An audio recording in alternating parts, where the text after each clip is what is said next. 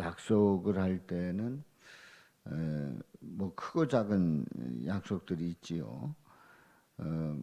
그 작은 약속일수록 지킬 가능성이 좀 더 쉽죠. 지킬 가능성이 많습니다.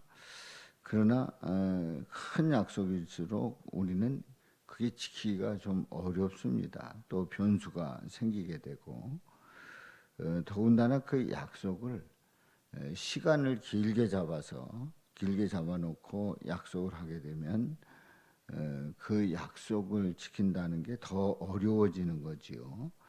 더군다나 대를 이어서 자자손손에 대한 약속이라고 하면 그 약속은 더군다나 더 지키기가 어려운 겁니다. 근데 하나님은 대를 이은 약속을 하는데 그 약속을 잊어버리지 않고 잘 지킬까요? 하나님은 혹시 그 대를 이은 약속에 대해서 까마득하게 있는 것은 아닐까요? 아닙니다.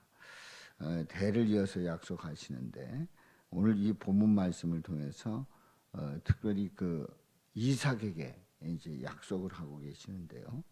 그 약속이 어떤 약속인가를 함께 은혜를 나눕니다. 흉년이 들어서 이제 앞뒤에 그 말씀을 다 이렇게 잘라서 흉년이 들어서 이제 이삭이 그랄로 이주를 합니다. 그랄로 이주를 하는데 하나님의 복과 언약을 확인하는 그런 내용이 오늘 이 본문 말씀이에요. 1절 말씀에 보면 아브라함 때에 첫 흉년이 들었더니 그 땅에 또 흉년이 들매 이삭이 그랄로 가서 블레셋 왕 아비멜렉에게 이르게 됩니다.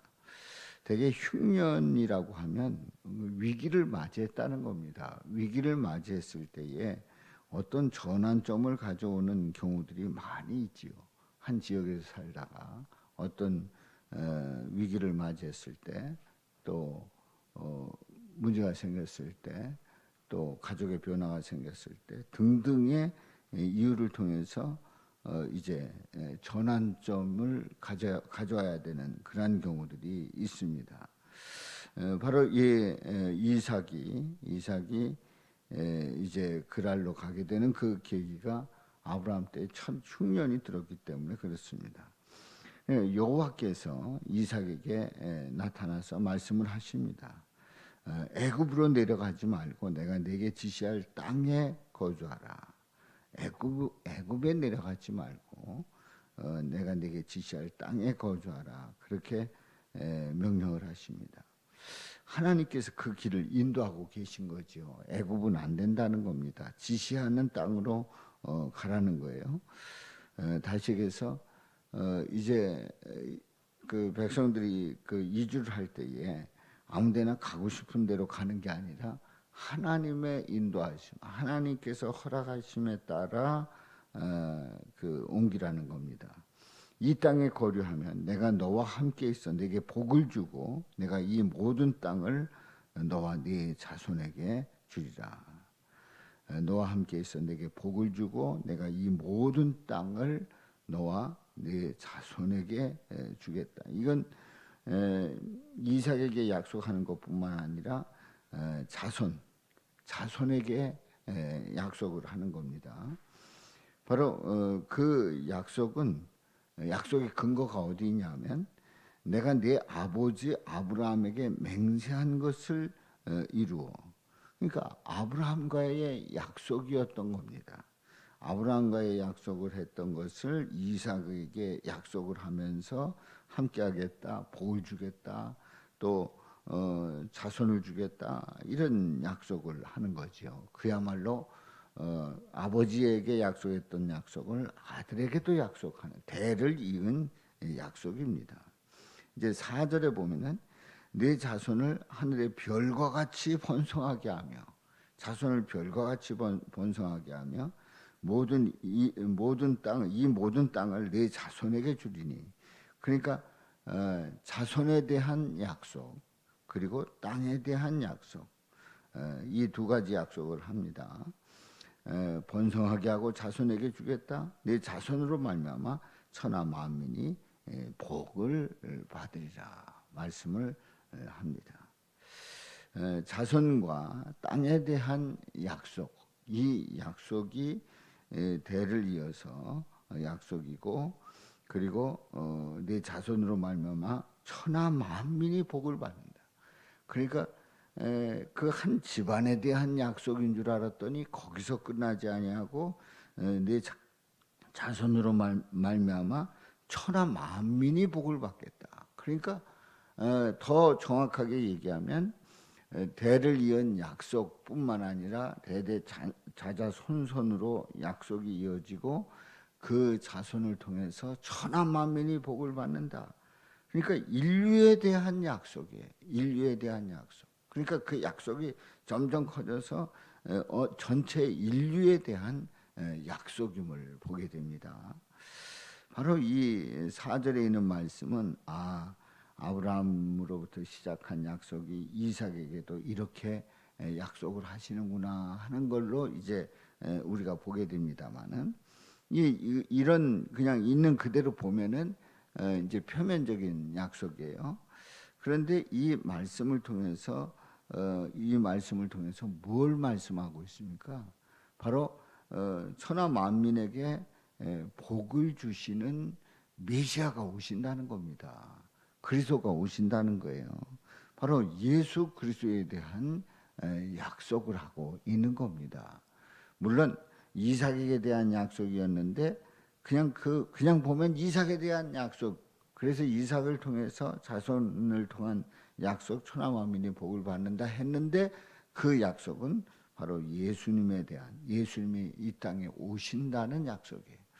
바로 예수님을 통해서 믿는 자마다 구원받는, 그래서 모든 한 사람도 예외 없이 예수님 앞에 나오면 구원받는다는 그 놀라운 약속을 하고 있는 거지요. 그래서 5절 말씀에 보면 이는 아브라함이 내 말을 순종하고 내 명령과 계명과 율례와 법도를 지켰습니다 하시니라. 바로 아브라함이 그 말을 순종하는 가운데 그 명령과 계명과 율례와 법도를 지켰기 때문에 이런 일들이, 이런 약속이 이루어지고 있음을 보게 됩니다. 결국 보게 되면 아브라함이 내 말을 순종했다. 하나님의 명령에 순종했다. 하나님의 뜻을 고백하게 됐고 그 고백을 통해서 그 약속이 이루어짐을 보게 되는데요. 우리는 그렇다면 아브라함에 의해서 이 약속이 임할 수도 있고 아브라함에 의해서 이 약속이 없어질 수도 있지 않을까, 이런 생각을 하게 됩니다. 그런데요, 이 아브라함이 내 말을 순종했다고 하는 이 말 속에 하나님의 은혜가 크게 입었고, 그리고 아브라함은 그 순종을 통해서 하나님께서 인류를 향한 그 구원의 계획이 얼마나 귀했는가 하는 것을 이 말씀을 통해서 다시 한번 확인하게 됩니다. 그렇습니다. 하나님 앞에 순종하면 이미 아버지 아브라함에게 약속한 바와 같이 복을 주시고 또 약속한 땅을 주시며 또 자손을 하늘의 별과 같이 번성케 하시고 천하 만민이 복을 받겠다고 말씀을 하신 오늘 이 내용 속에서 한마디로 예수님을 믿어 영생의 복을 주시겠다는 말씀이죠. 아멘입니까? 우리는 오늘 이 본문 말씀을 통해서 예수님을 믿으면 이렇게 자손과 땅에 대한 약속, 이 자손과 땅에 대한 그 약속은 이 세상에서 끝나는 것이 아니라 영생으로 이어지는 귀한 약속임을 다시 한번 확인하면서 예수 믿어 영생의 복을 얻는다는 것이 얼마나 중요한가를 다시 한번 확인하고요. 아브라함에게 약속했던 그 약속이, 이삭에게 약속했던 그 약속이 바로 우리에게도 약속하고 있고 또 우리를 통해서도 예수를 믿음으로 이루어진다는 것을 확인하고 있습니다. 오늘도 예수님을 믿어 하나님의 그 놀라우신 그 약속이 우리 가운데서, 우리 가문 가운데서 이루어지는 놀라운 은혜와 복이 함께 하시기를 주님의 이름으로 축원합니다.